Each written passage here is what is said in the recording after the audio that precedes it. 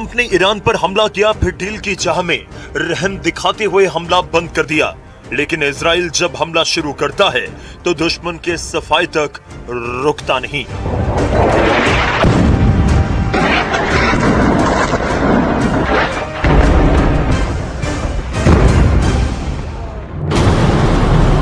जैसे 12 दिन का युद्ध हुआ, जैसे 28 फरवरी के बाद अमेरिका और ईरान में बारूदी टकराव हुआ, क्या ये धमाके उससे कम लगते हैं?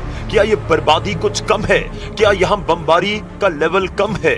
यकीनन नहीं, क्योंकि इजराइल के बम धमाके हैं। ये जंगी जेट नेतन्याहू के ऑर्डर पर बारूद बरसा रहे हैं। नेतन्याहू ने ट्रंप से फोन पर बात करने के बाद सबसे खतरनाक रुख अपना लिया है। ईरान पर हमला कर ट्रंप ने पहले सीज फायर तोड़ा और अब उन्होंने इमरजेंसी मीटिंग की जगह बदल डाली है।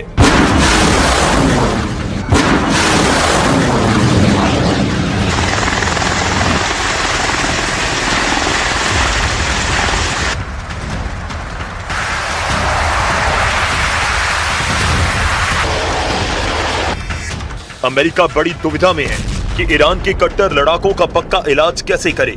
इसलिए दूसरे दौर के युद्ध को भड़काने के बाद ट्रंप फिर साइलेंट हो चुके हैं। हालांकि अमेरिकी हमलों के 24 घंटे भी नहीं गुजरे कि ईरान ने भयानक बदला लेना शुरू कर दिया। ईरान ने हॉर्मुज़ को फिर से बारूदी सुरंगों से पाट दिया है। ईरान ने वॉर जोन में अपने सबसे विस्फोटक हथियारों की तैनाती करके धमकी दी है कि अब ट्रंप ईरान पर हमले की जुर्रत नहीं दिखा सकते। रेवोल्यूशनरी कमांडर अकबर जादेह ने धमकी देते हुए कहा कि इसमें कोई शक ना करें कि चाबहार से लेकर महशहर तक के पूरे इलाके को हमलावरों के लिए कब्रिस्तान बना दिया गया है।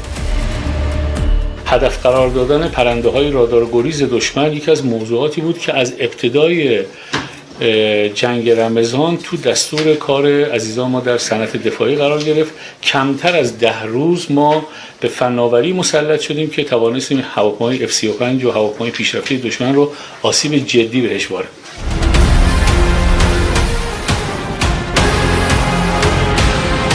ईरान के रेवोल्यूशनरी लड़ाकों ने कहा कि अमेरिका ईरान के जवाबी हमलों से इतना डर गया कि शायद ही युद्ध शुरू करे। हालांकि ईरान की गलतफहमी इजराइल ने एक झटके में तोड़ भी डाली। इजराइल ने भयानक हमला कर ईरान समर्थित 31 लड़ाकों को ढेर कर दिया। अमेरिका युद्ध का रिमोट कंट्रोल अब नेतन्याहू ने अपने हाथ में ले लिया है।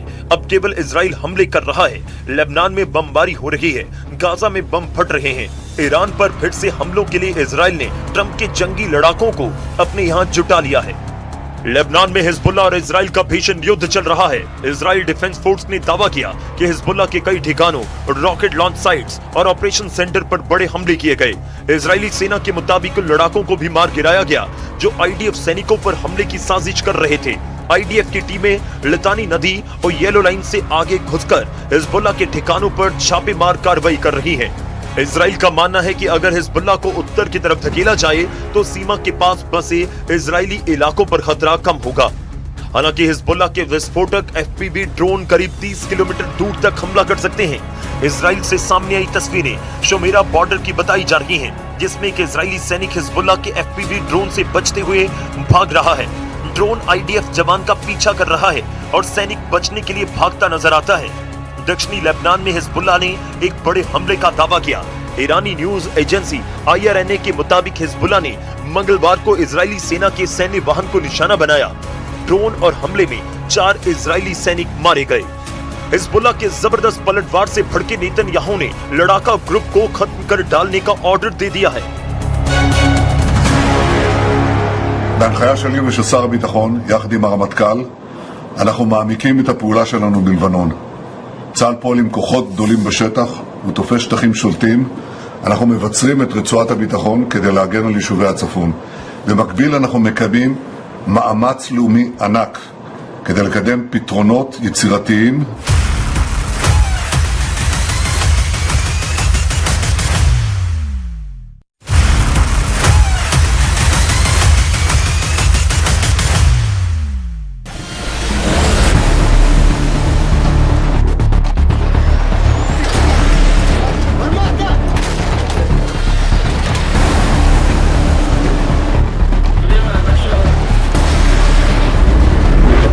मिसाइल अटैक के बाद यूक्रेन पर ड्रोन हमलों की बरसात शुरू हो गई है। जेलेंस्की ने दावा किया है कि यूक्रेन ने 94% ड्रोन हमलों को नष्ट कर दिया है। रूस के 73% हमलों को नाकाम कर दिया। यूक्रेन के रक्षा मंत्रालय में inspector general lieutenant colonel Yuri Myronenko ने दावा किया है कि यूक्रेन अब ड्रोन हमलों से निपटने में सबसे आगे निकल गया है। लेकिन रूस के बैलिस्टिक हमलों को रोकना यूक्रेन की सबसे बड़ी चुनौती है। कीव पर रूस के सबसे भयानक हमले के बाद यूक्रेन बदले की आग में जल रहा है। एक रिपोर्ट में दावा किया गया है कि यूक्रेन ने बेलारूस में 500 टारगेट की पहचान की है। बेलारूस की खुफिया एजेंसी के मुताबिक पिछले सप्ताह यूक्रेन के ड्रोन ने बेलारूस के एयर स्पेस में 116 बार घुसपैठ की और बेलारूस में सीक्रेट मिलिट्री ठिकानों का पता लगाया। लेकिन सवाल यह है कि मॉस्को से बदला लेने से पहले ज़ेलेंस्की बेलारूस को क्यों टारगेट कर रहे हैं। यूक्रेन बेलारूस से सीधी जंग नहीं लड़ रहा है, बल्कि रूस के इस्तेमाल किए जा रहे बेलारूसी बेस और ड्रोन रूट को टारगेट कर रहा है। बेलारूस इसे यूक्रेन का हमला बताकर खुद को पीड़ित दिखा रहा है ताकि इस जंग में रूस की मदद बढ़ा सके और पुतिन के लिए कीव पर नए हमले का रास्ता साफ कर सके और मॉस्को के हमले को डिफेंस में किया गया हमला बताया जा सके। उधर ज़ेलेंस्की साफ कर चुके हैं कि अगर बेलारूस रूस की तरफ ज्यादा झुका तो नतीजे भयानक होंगे। Тому що зараз це або стала динаміка до того, що ми їх повністю зупинили і почали просуватися, бо зараз це не стала динаміка. Ну, декілька місяців, вибачте, це тенденція.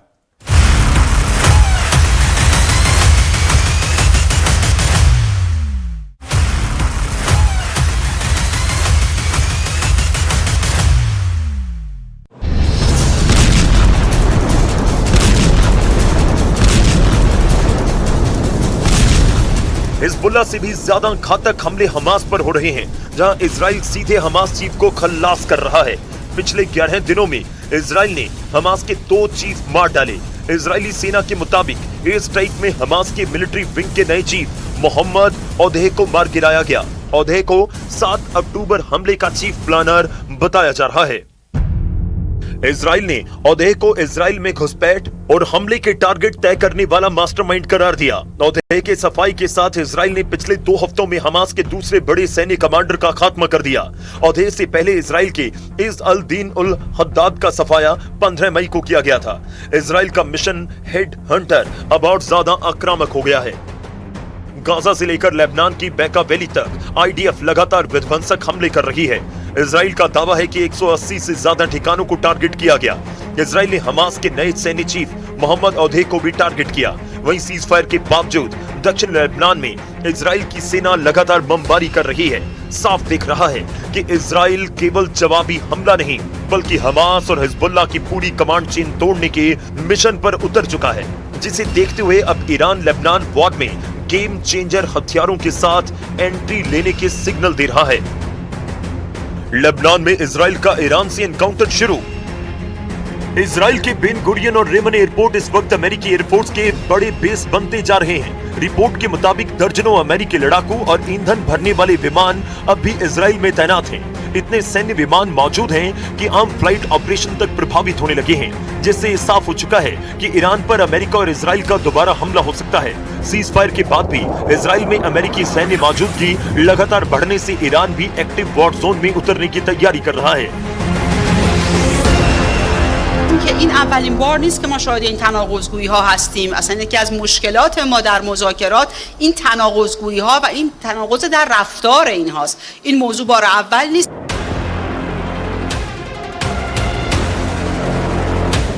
ईरान इजराइल को सबसे ज्यादा दहलाने वाली फतह मिसाइलों से पलटवार कर सकता है। ईरान की फतह एक हाइपरसोनिक मिसाइल है जिसकी रेंज 1400 से 1500 किलोमीटर बताई जाती है। इस मिसाइल की रफ्तार मैक 15 तक है, यानी ये 18,000 किलोमीटर प्रति घंटे की रफ्तार तक पहुंच सकती है। इजराइल के मिसाइल डिफेंस ईरानी हाइपरसोनिक हमलों को रोकने में नाकाम साबित होते रहे हैं, लेकिन नेतन्याहू इस वक्त डिफेंस से ज्यादा ऑफेंस यानी आक्रामक होने पर ध्यान दे रहे हैं, क्योंकि फतह अकेली मुसीबत नहीं। इजराइल पर हुए हमलों में जिन मिसाइलों ने तबाही मचाई उनकी लिस्ट देख लीजिए, क्योंकि यही अब तक नेतन्याहू के लिए सबसे बड़ी परेशानी बनी हुई है।